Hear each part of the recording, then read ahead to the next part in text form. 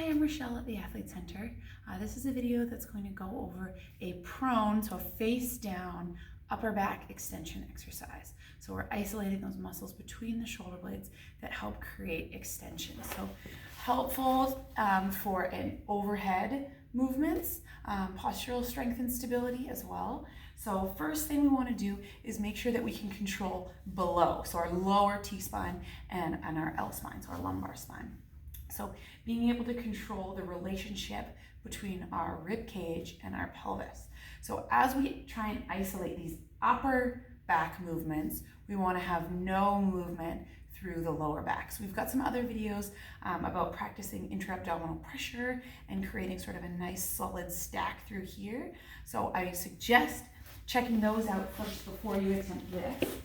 So here, our prone position, so face down, we want to try to get that neutral low back, neutral spine, and see if we can create a little bit of intra-abdominal pressure and stability down here.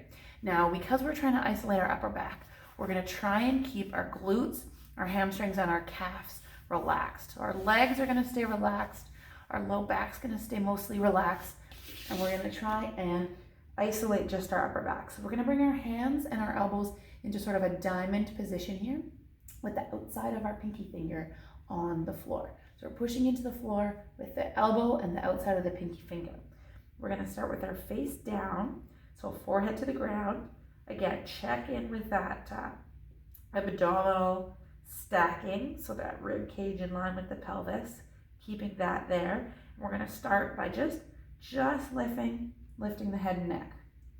So already, if you can feel your low back, glutes or hamstrings firing up here, this is going to be the stage you're going to practice. So just imagine like you've got something stinky on the floor and you're trying to get away from it. So just trying to lift through the upper back, bring some awareness through your hips and low back. Is it staying relaxed? Are you getting that movement from here and higher? We want to try not to have that movement come from here. So step one, try that lift just through the upper back or just through the head and neck.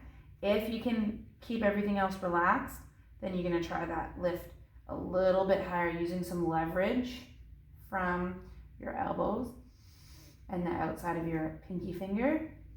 Maintaining a little bit of pressure through here, not letting that low back collapse. And then if you can maintain that without letting that low back take over, the upper back is lifting, feel some activation between your shoulder blades. We can remove one support and then we can remove the other support. Or if you're feeling confident that you're not compensating too much, then you can remove both supports. And then back down. So you should feel a lot of action sort of lighting up between your shoulder blades. Again, sort of different levels, just the head and neck lift.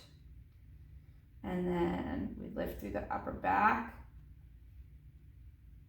and then removing supports, one or both.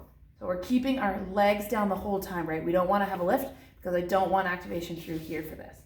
Just through that upper back here.